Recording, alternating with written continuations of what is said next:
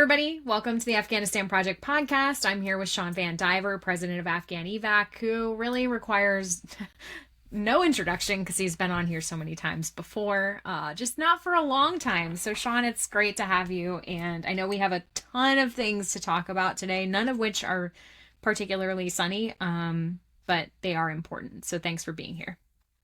Thank you so much for having me. I'm always delighted to be here to talk to you, Beth, even in these terrible circumstances. We're going to give a nice broad update on everything that's been going on and provide some fun color commentary. Yeah, always love the fun color commentary. Okay, so I'm just going to go by because, this was a very last minute decision to do this recording, and you sent me a great list of things that I know you want to cover. And these are things that I have not really been tracking, which is why it's great that you have laid them out. And I guess to start with, let's talk about where we are today, what's moving and what's not, starting with the SIV program. What's going on there, Shawn? Sure. So as many folks know, the SIV program is still moving. The SIV program is still working. The resources that support it within the department have been cascaded down, and so it's not happening as fast as it used to be. Like this time last year, for example, we were seeing about 4,000 SIVs arriving in the United States every month, 4,000 visas a month being used, or 4,000 people, not 4,000 visas, about 1,000 visas. So yeah, I was going to say the primary to compare that, we had about 1,000 visas being used every month and about 4,000, 4,500 people arriving every month. Now we have about 200 visas being used every month, sometimes less than that, sometimes about 100. As far as the chief of mission adjudication goes, we were seeing about 1,000 decisions per week being handed out. Now it's about 100, 200, 300 if we're lucky. I have those numbers from sources inside the department, not from... That stuff hasn't been released, right? Yeah, I was going to say, we haven't seen a quarterly report since April, so it's really hard to know how many COM approvals. But I'm sure that by this point, because when Andy Sullivan came on months and months ago, he already had done the, numerical extrapolation and said that we were already past the point where COM approvals had outstripped the number. Yeah, and I know it's really bad now. How many would you say COM approvals versus I know how available? many are left. Okay. I'm going to look up the numbers real quick. And that's the only reason why I would say that maybe it's a good thing that SIV has slowed down a little bit, is because we have few left. But we need, you and Andy need to go do another congressional. And it wasn't just you two. It was a lot of people. But you guys need to just start holding people. Agree. I'll go anywhere with Andy. Into the breach. Let's go. So I don't have it up here, but I can go off of memory. What I do remember is hold on, I am trying to find it. Anyway, it doesn't.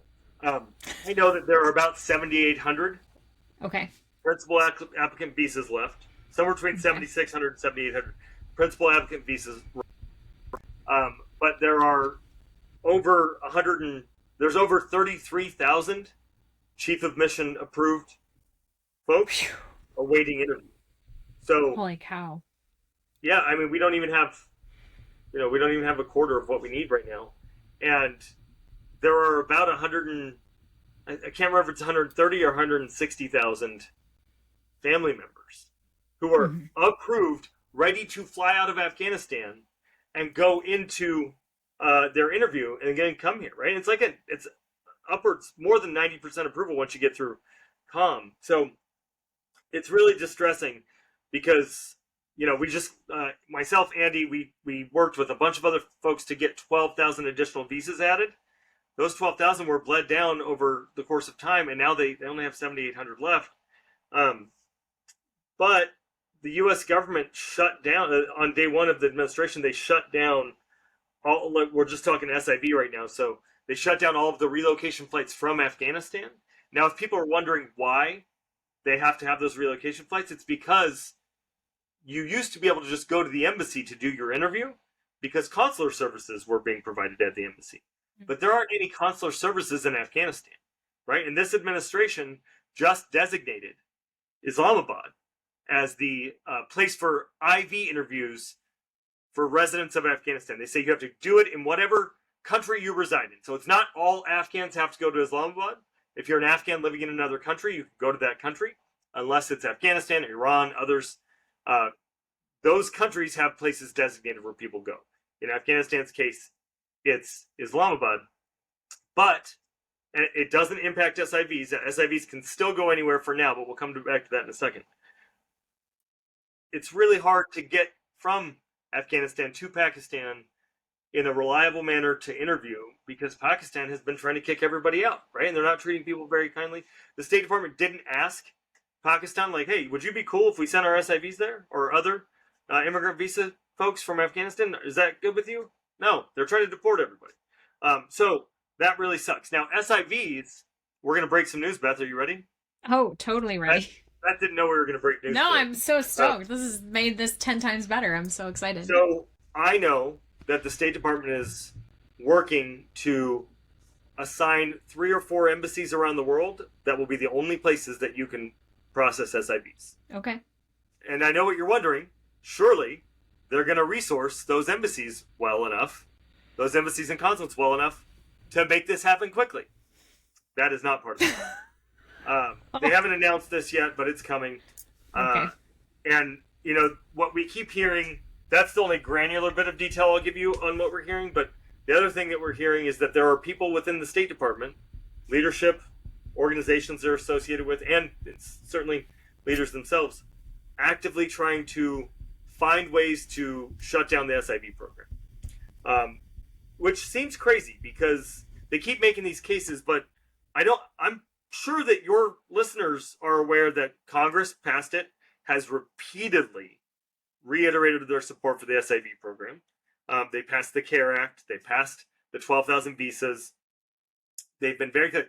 State Department sent Congress a wind down plan for the SIV program that was really well informed. And this program has to come to an end at some point.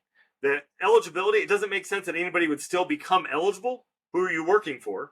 And at some point, they have to figure out how to stop the applications from coming in, right? Because all the applications have to have been done. Now, what we said is you better figure out a way to make sure that if somebody's applied, they still have an opportunity to exhaust their appeals. And if new information comes in, you need to be able to reopen it and adjudicate it.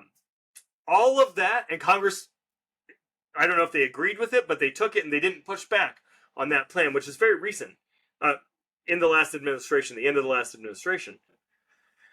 So that's very concerning. But as of right now, SIVs can still arrive.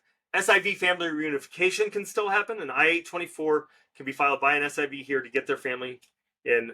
Once they become American citizens, they can get their parents here and all the IR stuff that goes. But that's the SIV program, right? Still hobbling along, but the administration is working feverishly to shut things down as they can. They have shut down relocation from Afghanistan to another country. They have just restarted IOM loans, so you can fly. Afghans will soon be able to get a flight loan to come to the United States. And then there's resettlement support services here. The resettlement agencies now get funding to support Afghans. But they cut off SNAP with a wonderful bill. They cut off all these other things. And now Afghans are in, I think, 25 states are losing access to SNAP benefits. And that's not what the bill said, but states are over-indexing on this. And so it's rough for SIVs, but SIVs have it the best out of any of the populations that we serve. Do you want to talk about refugees? Yeah, I want to say first, the USRAP has not restarted. As I said in my article that came out the day that we're filming this, the USRAP is not restarted. The USRAP has been suspended since January 20th, which is incredibly terrible for all of probably the last update that state gave me. And you might have better figures, Shawn. And if you do, I would love to know. The last update state would give me on the number of unprocessed Afghan USRAP applicants was in August of 24, and they said there were 28,000. At that point, there had been 11,000 processed in the fiscal year, I believe, which means that maybe they processed another 2,000 before October, maybe another 2,000 before. So maybe we're at 24,000 is where I would guess remaining in that system. So you go ahead, Shawn, you take it away. Sure. So I have numbers from, let's see, this is May of 2025, and we had at least 25,000 refugees in 90 countries around the world, not including Afghanistan. And then in Afghanistan, there were about 59,000 refugee applicants. Accepted into the program. Yeah. Those are all accepted in the program. Those are identified refugees. Are we talking, so hold on, are we talking PA plus, like, because USRAP does it differently. They don't do, those aren't yeah, cases. exactly. That's yeah. every, yeah, because USRAP doesn't do it the way that SIV does it. So 59, wow. Yeah. And that's all, the 25,000 in 90 countries, that's all Afghans too. Afghans in 90 countries. That's just the refugee path. Right, right. That's not the 115,000 in the SIV, not even at COM approval as of April path. You know, that's probably where Wall Street Journal got their 200,000 to 250 figure that they cited in their piece. They got that figure from me in the numbers that I thought that they probably did. So I'll tell you, let's talk numbers total, right? Yeah. So there were about 59,000. So let's talk just USRAP, and then we'll talk SIV. Actually, let's talk SIV because we already did that, and then we'll talk USRAP. So SIV applications awaiting COM adjudication, that's through NVC at COM, was about 50,000 as of the last time they did an SIV report in, I think, July. Okay. They stopped. Where did you find that? I didn't see that published. The only one I've seen, okay, but it's unpublished. They have a serious leak problem at the State Department. I don't know if you knew that. Right, but it's not published, right? Because the last published one is in April. Okay. It's not published, but I am quite confident in this number. Okay. There are 34,000 COM approved principal applicants. There are 145,000 COM approved family members. So that's 179,000 people that should be able to come here. Like, through the process that exists today. That's not even the people who put some information but not all in, because you're not even giving that number of the some but not all. You know, like the people who've, because if they're at COM, right? No, this is 179,000 people that have gotten through chief of mission approval and are ready for their interview. If they flew out, they could do their medical and their interview, right? Yeah. And most of them have already been vetted. Mm-hmm. Hold on, let's see. The number of vetted, so we'll say with the manifesting team, there were 127,617 identified as of May 1st. 52,000 of them had been with the manifesting team, which means they've been vetted. That's enough to move for a year, right? Like, so there are about 300 weekly COM decisions happening right now. In our Substack, which I highly recommend everybody go to afghanevac.substack.com. We put out weekly updates. It is very upsetting to the State Department. Hi, State Department listeners. October 14th, 2025, we put out these numbers. For those at the State Department who are listening, it would be super cool if you guys could start putting out numbers instead of us. We're not gonna stop putting it out. It'd be better if you were doing it. Yeah, well, it's legally that they have to. That's right. They are legally bound to do this quarterly, and they haven't since April. Yes. Right. All right, so let's go back to refugees. Afghans in the refugee pathway. Mm-hmm. There are about 59,000 in Afghanistan. There are about 12,500 in Pakistan. And in all of the other 90 countries around the world that Afghans are in, there are about another 12,000. Right? So fully half of the refugees in the Afghan pipeline are in Pakistan waiting to leave, right? Now, of that 12,000 in other countries, there's about 1,200, so 10%, in camps at Doha, Camp Al-Saliyah. Of those, there's about 200 active duty U.S. military families included there, 3,000 total in the refugee pathway. And then there are 20 women who are Afghan Special Forces folks in Doha. And if they go back, and my quote in the Wall Street Journal article, which everybody should go and read, the whole article, it's a very good comprehensive update. My quote said that those women, if they get sent back, they're going to be imprisoned, raped, and murdered. That's the only option, right? And I don't care what the U.S. government attorneys are saying, and I'll fill you in a little bit more on that. We talk about battle buddies. But, like, these folks are saying that it's perfectly safe for Afghans to go back, and it's not. Now, there are Afghans who are going back. And what I've said is you should stop doing that. You're ruining it for everybody. It's not safe for you. Even if you make it in and out a time or two, it's still not safe for you. And the reprisals have an uptick, right? We saw reporting that said 130 former Afghan military have been killed. The former Afghan allies have been killed since, over the last few years. And it's not safe, and it's giving people who do not want you here. You need to know the President of the United States, Stephen Miller's Homeland Security Advisor, Kristi Noem, the Department of Homeland, the Secretary of Homeland Security, they do not want you here. They want to throw you out. We're watching it happen in court. We're seeing it happen. And if people are upset that I'm saying this, I would ask for evidence that supports anything different, right? It's not a partisan thing to say. I'm watching U.S. government attorneys say that Afghans are here illegally, and then when pressed, they say, oh, well, we took away their parole. We brought them here in August of 2021, and we took away their parole, so now they're here illegal. And they're trying to remove them to Afghanistan. I've been in court. I've watched it happen.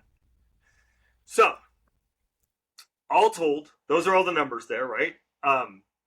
It's a pretty dire situation at this moment in time for our friends.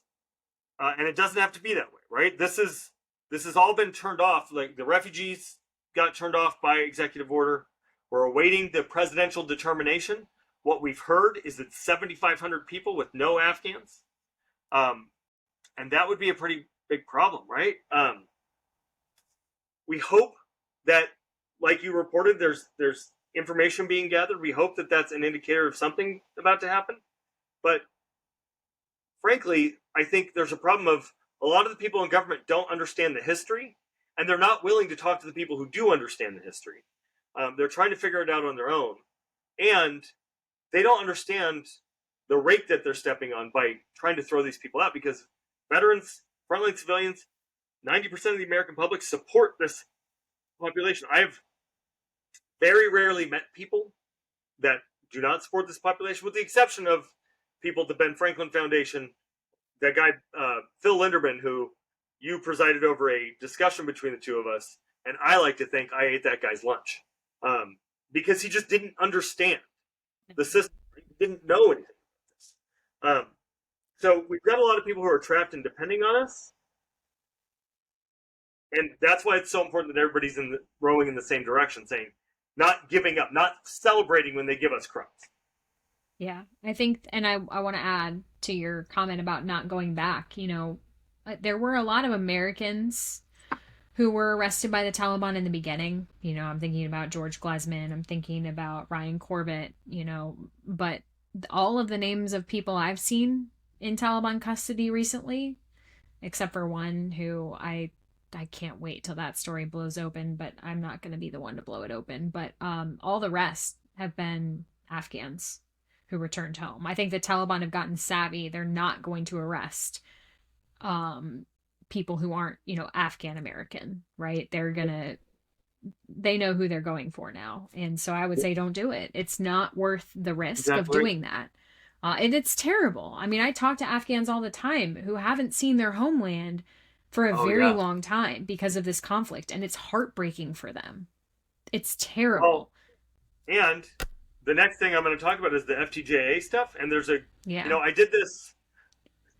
I put a lot of stuff on the internet, but there's a lot of stuff I don't put on the internet too, right? Like, I go into Afghan communities and I speak with Afghans, and I spend a couple days every week having conversations with people who are impacted by this and trying to understand, all the things that are weighing on their minds. I flew up to Sacramento. I was meeting with Governor Newsom's immigration people on Monday, and I went up early with one of the folks from our team, an Afghan from our team, Rahman, and we sat down. The California Hazara community convened about 200, 300 people, and we did a 5-hour town hall. It was supposed to be an hour, but it was a 5-hour town hall to just answer questions, right? Because State Department's not answering questions. One of the biggest things that comes up is what is going on with I-730s, right? Because I-730s are being approved, but when they go to their visa interview, those are being denied, and the reason they're citing is the presidential proclamation, the travel ban. Well, it doesn't say you have to do that in the travel ban. That's just State Department's interpretation. And let me paint a picture of what that looks like. There are thousands and thousands of people in that pipeline. It's moms and dads who are separated. The last numbers that we had, let's see. The last numbers that we had were that all time the United States government has reunified 2,194 of these FTJAs. But family reunification as a whole, which most of these family reunifications are FTJA or FTJR, there were at least 13, or I'm doing math here, 3,004, at least 15,000 people who needed to be reunified. People in Afghanistan need to be reunified with their families here. And most of those are coming through FTJA, or for a while there, it was through DS 4317, but they come as refugees. So CARE was like scrambling to get everybody who had. The way that you get an FTJA is it's followed a joint asylum. Mm-hmm. Somebody who was brought here on parole, or maybe they crossed the southern border, or maybe something else. They were a student or a diplomat or something here. Once they get approved asylum, then they can apply for they can file an I-730 to reunify with their family members. That gets approved, and then they go for a visa interview through consular. It's like a V-92 or V-93. And because of that travel ban, they blocked them all, right? Even though it says asylees are not included. That's exactly right. And it was working. IRAP. Even during the Trump administration, it was working. People were coming, but I think they got upset about that because they were coming. It was on their own dime. It was through groups like No One Left Behind and Argo and others, the Afghan Allies Safe Arrivals Coalition. And so, but I do want to say it's embarrassing that only 2,200 out of those 15,000 were able to come here. Full stop. Yep. That's bad. Yep. And I also want to say, when I was at that town hall, this is the point that I was trying to get to, my long-winded thing. I'm very long-winded. Sorry, everybody. This town hall, this dad was really impatient. He's like, hey, we want to know if you can help us get a travel document. I said, no, we're not going to help you get a travel document. You should not go anywhere. And he's like, listen, my son, he had an 11-year-old son, and he said he had to quit his job because his 11-year-old son couldn't be at home on his own. He was having mental health issues, and the school was saying that he needed to get reunified with his mom. And I said, look, I'm a single dad. I know what it's like. I was a single dad when I had a little kid, right? And now I'm a single dad with a teenager and a 5-year-old. I know it's really hard to do this on your own. But what I explained to him is what you're asking for documentation that lets you travel back to Afghanistan. You're not going to be able to come back. Like, I know that you miss your wife. I know that he misses his mom. You shouldn't go back. It's up to you to make this choice, and you need to talk to an attorney. That is, at the town halls, what we say is get a lawyer.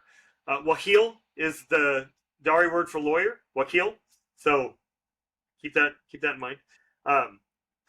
And I said, get a lawyer, contact your member of Congress. Those are the number one and number two things that you can do. And that's still true. Everybody listen, get a lawyer, contact your member of Congress. Whether you're having interactions with the immigration system or you're worried you might, if you don't have a green card yet, or if you have a green card and you had a withdrawal of status, if you're not an American citizen, get an immigration attorney. There may be wait lists for pro bono support, but you can get it. So I explained to this family, like, listen, it's really hard. I know it's really hard. But if you leave, you're not coming back here. This little boy is not going to have a chance to grow up in America.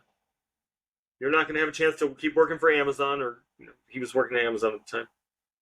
And it's heartbreaking to tell these folks, like, there's no good answers right now. There were a lot of questions about refugees, right? Like P1, P2. What's happening with my sister, who's a lawyer? She can't go back to Afghanistan. She was prosecuting the Taliban. And what do you tell people, right? So what I've started telling people is that you need to move on with your lives until something changes. And like, you can't depend on the United States right now. They're not gonna come in and save you. And there's not enough funding for all these nonprofits to bridge the gap. So like, you got to make a hard choice. And I don't ever recommend that people go back to Afghanistan, because a punitive administration might say that going back as a refugee or an asylee would indicate that you don't really need asylum or refugee or refuge. So we heard a lot about that. We heard a lot of folks very worried about interactions with ICE. The immigration system is terrorizing this community, and it does feel punitive and mean, right? These are folks, it's outrageous that people who took life in our name or fought for democracy alongside American service members, or contribute to our mission, now are worried about going to the park with their kids. I will say it's been really interesting to see, I've obviously followed, Sayed Nasser and a bunch of other cases of parole revocation, but the recent case with Asanullah Gurey, who had stage 2 brain cancer and filed an asylum case because his student visa was going to expire, and he filed it, probably 11 months before his student visa was set to expire, and then got stage 2 brain cancer and wasn't able to continue following that because he was getting chemo and radiation and brain surgery. I still don't know what happened with that case, but I do know that it was so sad to hear that he had been grabbed up. And I understand it, as somebody, honestly, as somebody who has covered the difficulties that sometimes can be following people who cross our borders and don't follow our laws. Like, I comprehend the dangers there, but tell me what danger Asanullah Gurey posed. Yep. Well, and these folks, when they got here, they got parole. They filed for asylum. They're following the process that's there. Mm-hmm. The problem is that DHS has changed what's legal on people mid-cycle here. And it's just like, they shouldn't have had to do this in the first place, right? That's a failure on the first Trump administration and the Biden administration. But what's happening to them now is fully laid at the feet of President Trump. And, when advocates were sending people across the southern border without inspection, when they were saying just cross into Joe Biden's, open borders, Afghan evac was out there saying, don't do that. There was some guy that I think a lot of people know. I won't name him yet, but I'm happy to name him, was telling people that he had a deal with DHS, that people could cross the border and they'd be fine. What? I wonder how many people that guy said that to are now sitting in ICE detention. I really want to know who that person was. I told everybody who asked me, I said, don't do it. Yep. Do not do that. Don't do it. And you know what? The sad thing is that the people who did that sometimes are in a better situation, even if they did get into ICE custody. Oh, yeah. Sometimes they got out and they were in a better situation than people who are still stuck and waiting. Oh, yeah, absolutely. And the people who were stuck and got murdered. It's been such a harrowing 4 years, and the vagaries of it all. FTJAs, there's a big deal that just happened. Last week, IRAP filed a lawsuit on behalf of FTJA I-730 filers, which, if successful, will hopefully turn that program back on, right? Turn the visas back on for those folks. But it's going to be a few months. It's going to be a while. IRAP, as ever, the heroes, the legal eagles, the legal heroes in this space, we are really rooting for them. We really hope it goes well. They're very thoughtful and smart attorneys, so we hope that IRAP is so incredible. I've told them so many times that I'll have them on this podcast any day, but I think that they like to work in quiet, and I fully understand and support that. And I just want them to know that every time that I hear about what they're doing, it makes my heart sing, because they're working hard and doing things the right way. And They're always on top of it, whatever the situation may be. So I'm hopeful with that too. These people have been waiting too long for this. And like, the case that was highlighted by the Wall Street Journal, I'm sure that is not an abnormal situation where the 13-year-old twin girls were split apart. The 19-year-old girl was forced to become a mother to her child and live with her aunt while her parents wait in CAS. It's the kind of, I've had people come on this podcast and talk about becoming the parent of a young girl who was brought here and they believed she was an adult. And they put her in a hotel filled with other Afghan adults, and she was a teenage girl. Yep, I mean, we've seen that happen with a young woman that I work with all the time, right? She arrived here at age 17, even though she was telling USCIS and others, like, hey, I'm not 18, I'd like to, telling IOM and others. IOM told her to wait until she got here to change it. She got here, and the U.S. government officials told me she lied to them. Like, first of all, she was 17. She didn't lie to you. She did what you told her to do. Second of all, that is the whole thing that I'm not even going to get into. But I know. It's just, I think it's important to say there have been so many points at which the Afghan community has been harmed over the last 4 years. And that's all I want to say. Over and over. Is and that's part of the reason, I'm actually going to say this because I just filmed the whole thing defending my choice to write about the USRAP IOM thing. The reason I did that is because Afghans deserve better than just the rumor mill. And they deserve to know that the emails that they're getting from the UN or from the State Department, whatever it may be, that they're legitimate. Because can you even imagine, Shawn, living in Pakistan, having to pay exorbitant fees, exorbitant bribes, always wondering if you're going to be deported, and then wondering if this email that you got from somebody who says that they've been trying to reach you by phone and you've never missed a phone call, if it's legitimate or not? It's absolutely unconscionable. These people deserved so much better than what they got from the beginning of the withdrawal on. And that's why I've been doing this. And I know that's why you've been doing it, and why so many amazing people who I am so lucky to call friends have been doing this. So anyway, I'm going to get off my soapbox now. Yeah, they are. And the Afghans who are trying to just survive it all are too. And that's why we keep doing it, is because they are extraordinary. That's right. We're not just doing this for, For S's anyway, and G's. I'm done. Let's move on. Big policy changes. Shawn VanDiver, talk about them. So just today they announced that tomorrow, or I think it's on the 30th, an interim final rule. Yeah, tomorrow. An interim final rule on EADs. So it used to be that EADs would get an automatic extension if they were going to expire and keep working. Starting tomorrow, that's not the case anymore. And they're taking forever to approve these EAD extensions or EAD renewals. So this is going to be a big, big, big problem. If you're working with an Afghan and they have to get the renewal, get it in as soon as possible. We put out some social media on it. And there's your listeners can go to the DHS or the regulatory website and add a comment and say that this is unfair or say whatever. There will be template language, and at some point we'll be talking about it. But that's a big change. That's just another barrier in the way of these folks, right? And we put together some language about the various barriers in people's way. You can look at it at afghanevac.org/barriers. But you got to update that all the time because the administration is always throwing new stuff in the way. And it doesn't ever seem, except for in this one case, IOM loans, that they're doing anything to make their lives easier, right? Mm.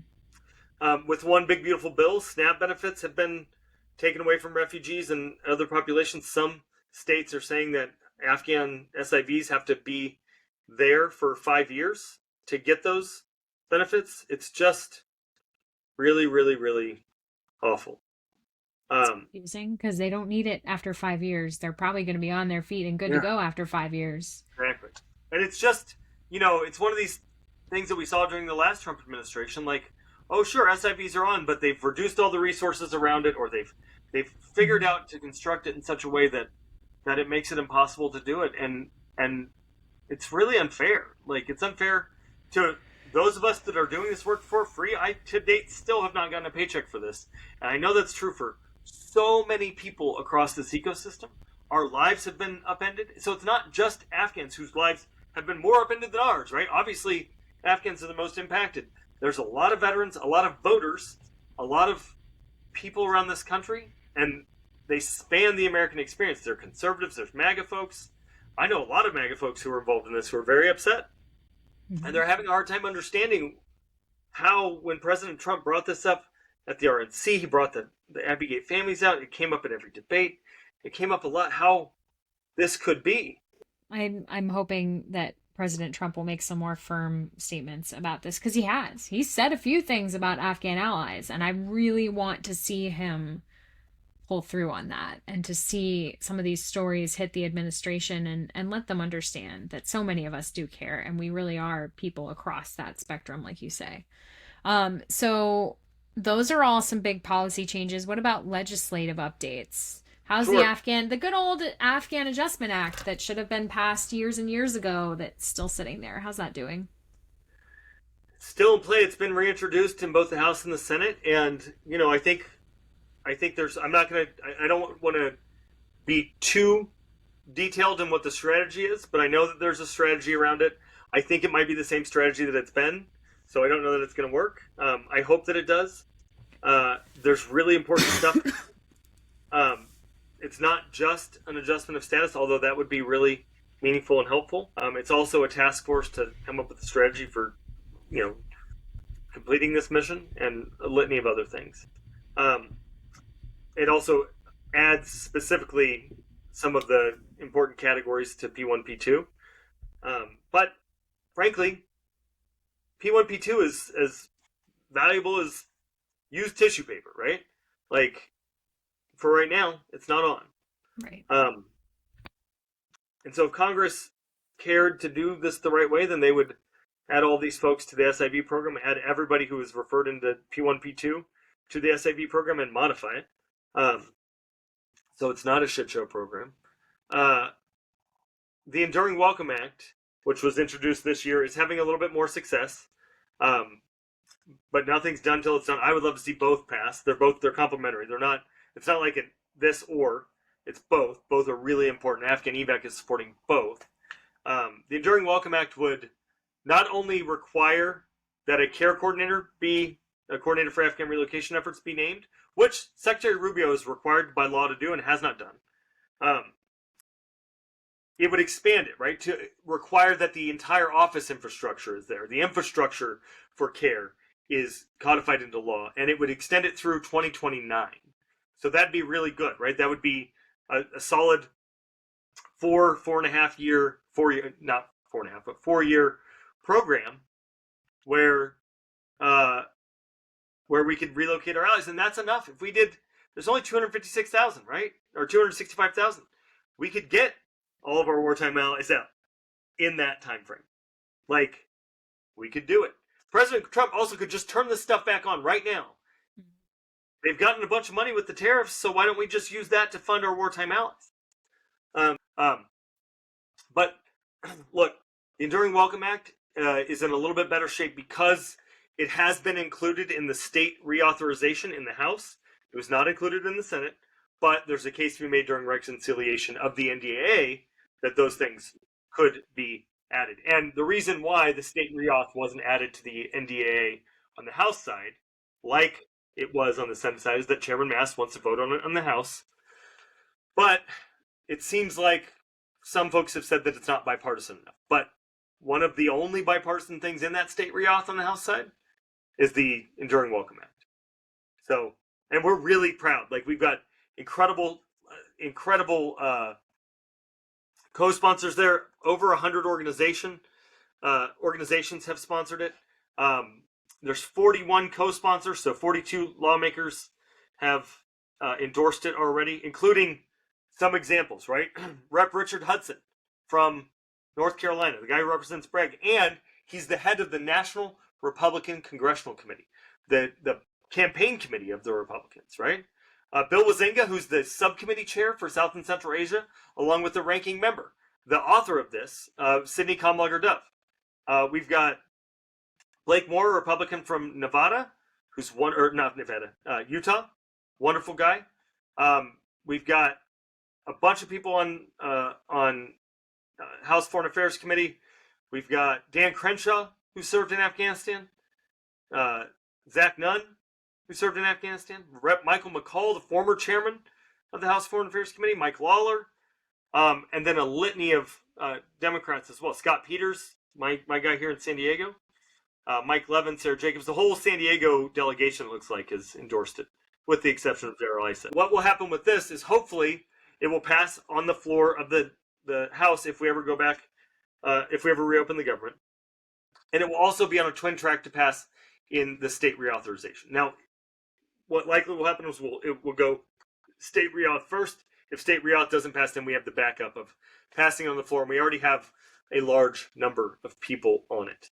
On the Senate side, it hasn't been introduced in the Senate yet, but we have leads identified. I'm not going to tell you who, but we've got a really strong MAGA Republican veteran who is going to support this, and a really a longtime friend of Afghans and of Afghan evac on the Senate side, very powerful senior senator, and we expect that it will have the similar strong bipartisan support for the Enduring Welcome Act. Now, that won't restart refugees, but it would allow relocation flights for SIVs to continue, right? So long as state does what they're told, and that's 170,000 people that could be leaving, and we owe it to people. So Enduring Welcome Act's going well, and then the next thing is, we're not going to tell you the name yet, but I'll just preview that there's discussions afoot to prevent this stuff from happening again. The whole shit show of the withdrawal and these bifurcated programs to support our wartime allies. If your listeners are interested in getting involved in shaping that, I would be happy to take a phone call and talk about how we can work together to make sure that we get it right. Yeah. God knows this all could have been avoided if we would have been prepared for that withdrawal, and if we would have been prepared, just like Evacuate Our Allies was saying from the get-go. Yep. Make sure you're not going to screw this up. Think of all the pain that could have been at least alleviated, or at least just slightly lessened, just a little bit, just a little bit, so that people's lives weren't upended and on across the world. Honestly, across the world. Well, I'm very interested to see what that is, and I think you've talked about the other things that are next on your list already. Do you want to talk any more about the town hall or about the Cass article in the Wall Street Journal, Shawn? No, I think we've talked a lot about this. I just want to make a plea to your listeners. Mm-hmm. In the more than 4 years that I've been doing this now, we've seen waves of really high highs where everybody's working together and linked arms and feeling good for the most part, right? There's always going to be complainers. There's also been really low lows. The really low lows come in times like this where things aren't moving. We're getting desperate pleas for help. My inbox, I got 4,000 emails today from Afghans who had banded together to thinking that I can make something happen, right? And yesterday I heard that there was somebody in a chat room complaining about the Wall Street Journal story, saying they're not respecting this person's privacy. That person was totally talking out their ass, but they're somebody that is well respected, and people took it as speaking with authority. But if she had bothered to ask the reporters or ask us, she would know that that family found the journalist. They negotiated with how to keep their anonymity. They made sure to respect. I mean, it took 6 months to write that story because of all of the moving pieces to make sure that the family was taken care of. Yeah. And instead of having people celebrate that the Wall Street Journal on their front page is talking about this issue that we care about, and it might help more people care about it, they were poo-pooing it because of ego issues, because she wasn't in the story, as far as I can. And it was just assumption. I can't, that's conjecture. I can't assume what her motives are. But what I can say is you can't just shit on everybody else if you're not involved in something, or if it's not your idea, or if, we've got to be really in lockstep, supporting each other's efforts. Everything matters.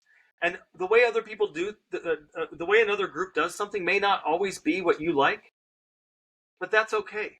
If we're talking about this issue, if this issue's in the news, if we're helping another American family realize what has been going on, then we're winning.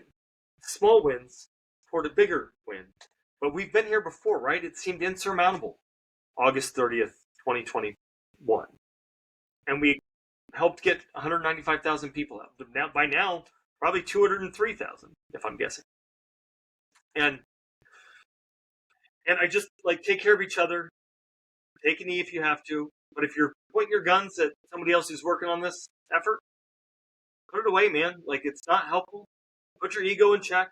We all have egos, but, like, you got to look around and realize, like, everybody here wants the same thing. They want to help Afghans.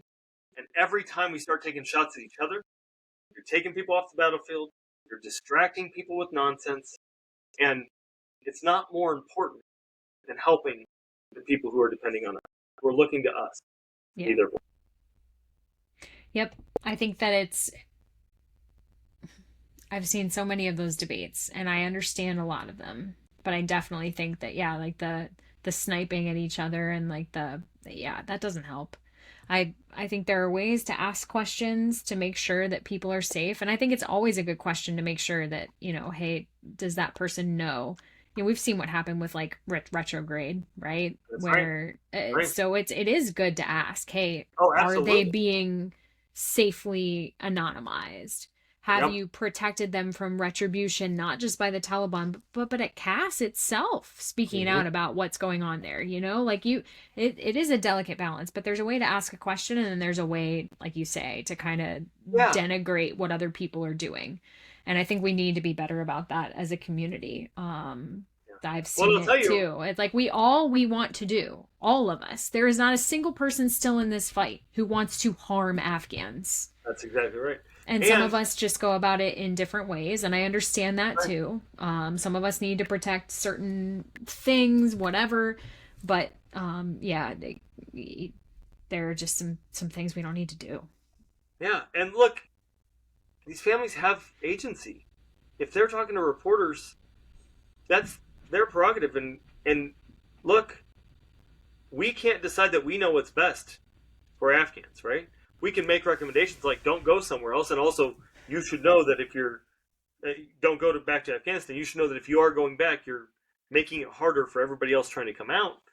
But we can't just unilaterally decide for them that it's not safe for them, right? Or whatever. They get to decide. They have agency.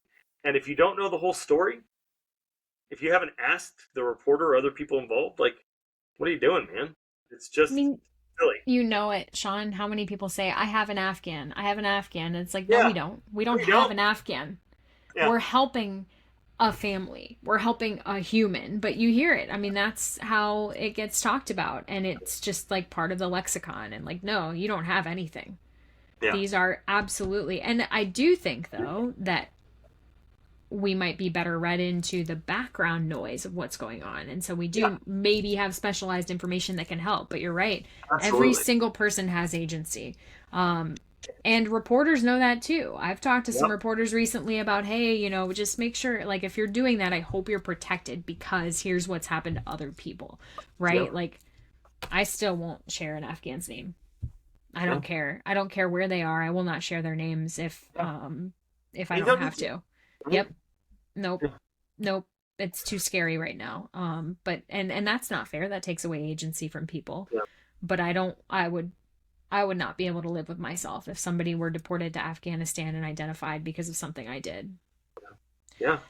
Anyway, it's a very difficult, this is just to say this is a very difficult time, a very difficult problem set. It has been for 4 years. It has been a constant progression of getting worse, which isn't progression, it's degression, if that's a word. So anyway, it's January 20th. It was getting better and better and better.